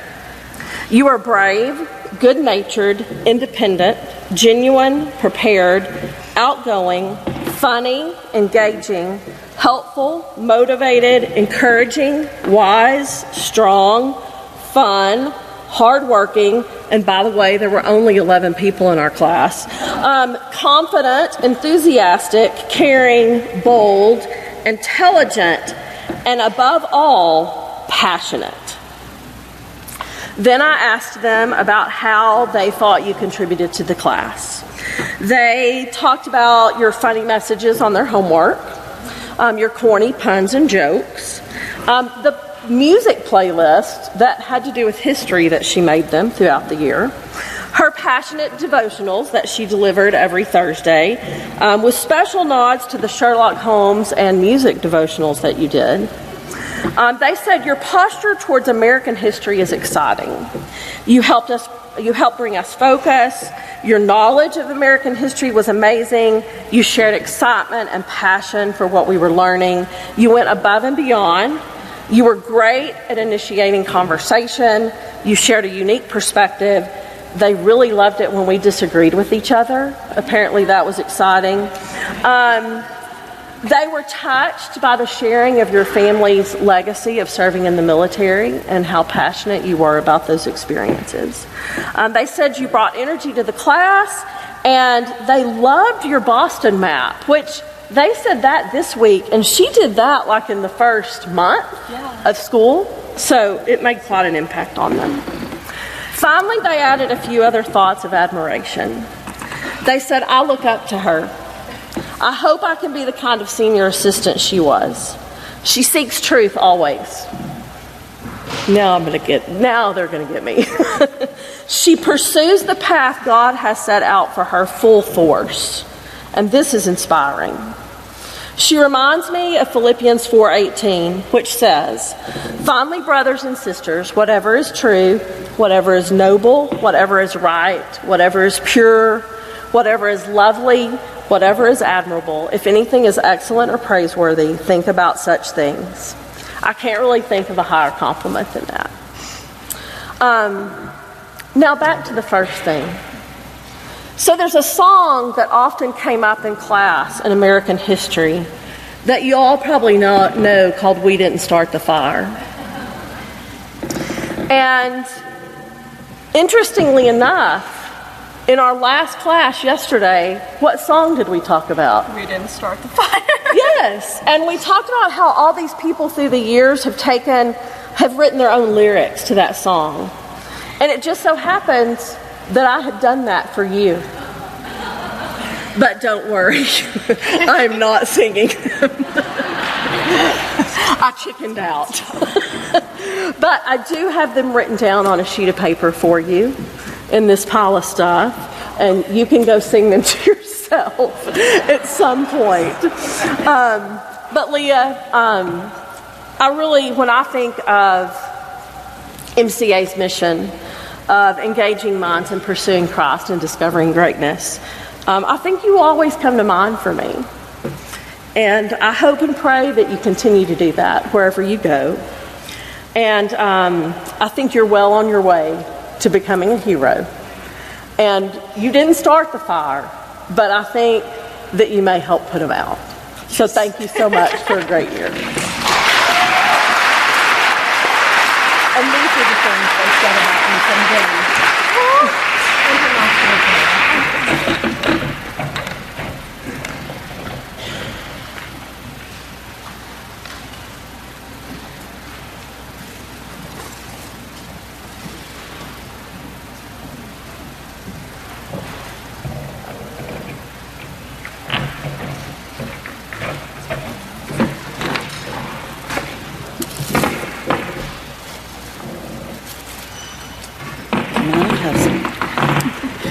All right, this is Annie Worley, and I have never had Annie as a student in class, and so when she came and said she wanted to be a senior assistant, I was like, yes, I want her. And so I hope you made a good choice, all right? So Annie was so wonderful in Great Books Half this year with our 7th graders. They loved Thursday, our 2-hour days, and that never happens, okay? Usually they hate it, but Annie would have the second hour, and she would do different things with them, and once a month they would play games, and they loved the games. And so Annie also with Rachel this year, they were such a big help to me because I was home first semester virtually, and so they just tag teamed and just went beyond what I could ever have asked them to do. So Annie, I thought, what do I do for you? So you were always writing in your little notebooks, and Rachel and I have tried to figure out what you were writing because we couldn't read it, what you were saying. So I just came that you have the love for words. So I made you a word cloud or art graffiti, whatever they call it nowadays.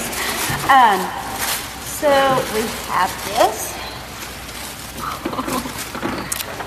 And I'm going to let you kind of hold it here as I kind of explain it to you. And of course, you are the center, Annie Worley. And when I say Worley, Annie, her family is so important to her. And a big part of your life, just as everyone, but just really this year, Annie was constantly talking about her family. Her eyes would light up whenever she mentioned a family member. And she has shared some very special stories this year about cooking and sewing and saving her mom from a cricket, traveling with her dad, even letting her sisters redecorate her room. And she really enjoys her life with her niece and her 2 little nephews. And I love on the school information page, when you pull up, you'll see these seniors with crazy hairdos or hugging stuffed animals. But Annie is standing there holding one of her nephews, and the other little nephew and her niece are right there beside her. It's such a precious photo. And so Annie, we've got all the family's names on there, and then we're going to go over here to a big word, Israel. Annie, your love and passion for the culture and the traditions of your country have enlightened me to see Israel through your eyes. You have taught me so much and told me so much about the traditions and the cultures. It's just been so neat to learn about it, and I thank you for that. And when you go back, if you apply for a job for a travel agent, I'll surely give you a recommendation, okay? So along here, people, there's words that I asked them to describe Annie. And there's words of kind, loving, unique, quirky in a good way, someone said, creative, funny, super, and awesome. And we could go on and on and on. I just didn't have a canvas big enough, all right? So then another thing that we talked about was some of your interests, and big here is Marvel. I tell you what, you are a magnificent master in Marvel movies and characters. See that alliteration? So some of your favorites are on here. Her number 1 favorite is Superman. Spider-Man. Sorry, excuse me. Superman's the other one, isn't he? So, Superman's gone anyway. Sorry, Spider-Man. And then I was concentrating more on Thor. You know, he's kind of my favorite. Then we've got Black Widow, and we've got Loki, and then she just went on and on, okay? And so I'm so glad you liked Marvel. And then we've got a little bit of music in here, and I've heard that you like some 70s music. You like the Carpenters? Oh yeah, you're talking my language now. All right. So anyway, going back to your Marvel, if you're ever on Jeopardy and there's a Marvel category, you're going to run the board, okay?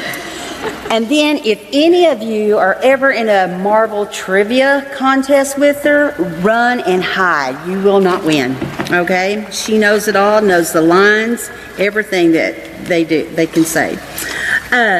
Also, Annie, on here we've got Princess and Parties.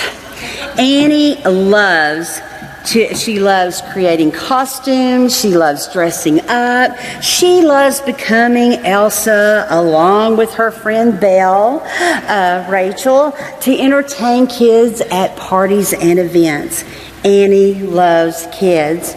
You were once a Barbie in a box during a celebration when you were in Israel, and she's worked backstage and she's performed on stage, and your creativity and your acting only are two of your many, many talents. I could go on and on. We could add words and words, but we've got to let y'all graduate tomorrow. So, Annie, thank you so very much for letting me get to spend your last year at MCA with you. I love you. You good?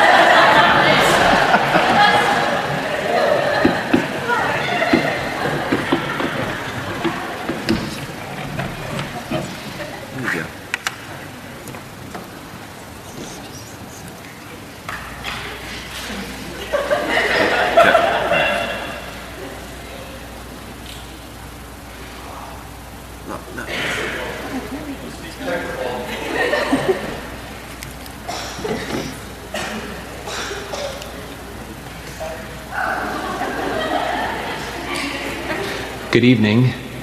I'm Mr. Perea, here to speak on behalf of Addison Todd. Addison was my senior this year in Algebra Half. We had a blast. Addie, I know you don't like being on stage. That makes two of us. There's one thing that I like less than being on stage, and it is being on video, so you can tell that this is a labor of love just for you. So, Addie, rumor has it that you tend to turn red when you get flustered.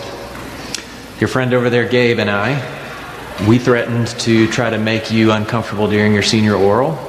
I decided to hold off until tonight, but I'm cranking it up. Mr. Nelson down there, will you go ahead and turn on your video and point it toward Addie so I can see if my mission was successful? All right, here we go. Tonight, I'm here to tell you all a story. It is a tale full of mystery and suspense. It is a fable, so any similarity to actual persons, living or dead, or actual events is merely a coincidence. Now, I'm not too good at illustrations myself, so I handed things over to the internet and the almighty gift to add illustrations to my tale. Here we go. I hope you enjoy.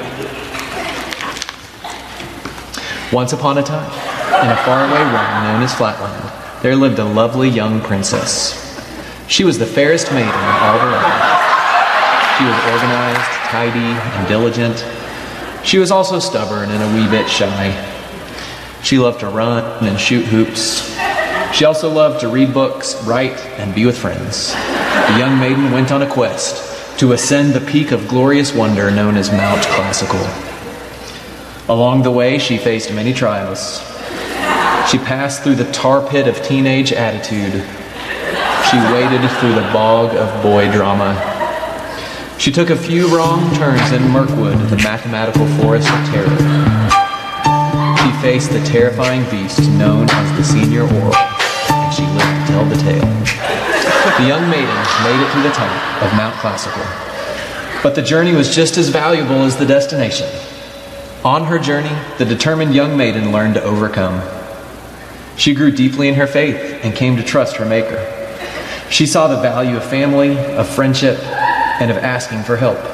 Through acts of service, she learned to have compassion on people different from her. She even returned to the mathematical forest of terror to help others who may have lost their way. And she inspired others to serve the least and lost and lonely of their kingdom. The end. What a story. But wait, there's more. Addie, as you enter into the new chapter of your journey, continue to trust your Maker. Continue to seek the good of the city where you are, for in its prosperity will be your prosperity. Addie, I am proud of you. I believe in you.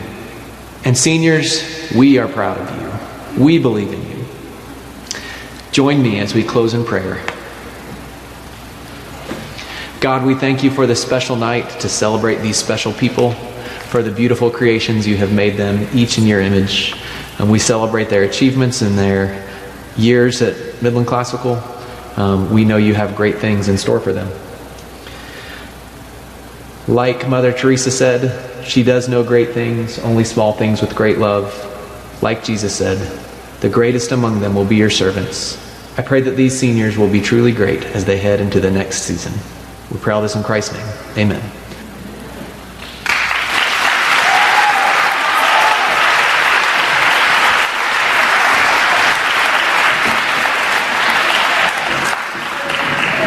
All right, at this time I would like to thank all of you for coming here tonight and celebrating our class of 2021 seniors. And I just want to ask that you will join us again tomorrow at 4 o'clock as they will all be graduating. Thank you. Have a good night.